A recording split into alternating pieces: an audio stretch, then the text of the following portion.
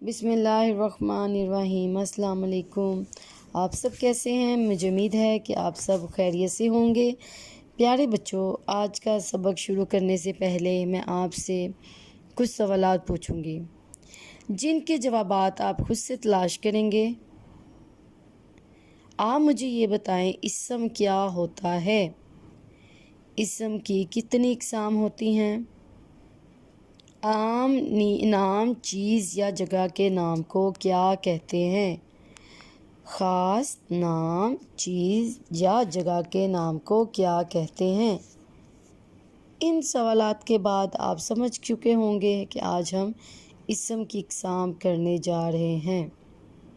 پیارے بچوں، ہم پہلے بھی اسم کی اقسام کر چکے ہیں، آج ہم اس کی دہرائی کریں گے۔ اس کے لیے میں نے ایک ورک شیٹ بنائی ہے۔ ورک شیٹ حل کرنے سے پہلے آپ لوگ کاپی پر انڈیکس لکھیں گے۔ انڈیکس ہے ہمارا اسم کی اقسام اور بریکٹ میں لکھیں گے دہرائی۔ اس کے بعد آپ اس ورک شیٹ کو 2 سے 3 بار پڑھیں گے اور اس کے ہر جملے میں سے آپ نے اسم نکرہ اور اسم معرفہ الگ کر کے کالم میں لکھتے جانا ہے۔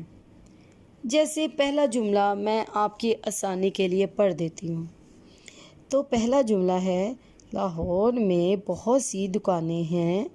اس میں دکانیں عام دکان ہے، اس لیے ہم یہ اسم نکرہ والی جگہ میں لکھیں گے۔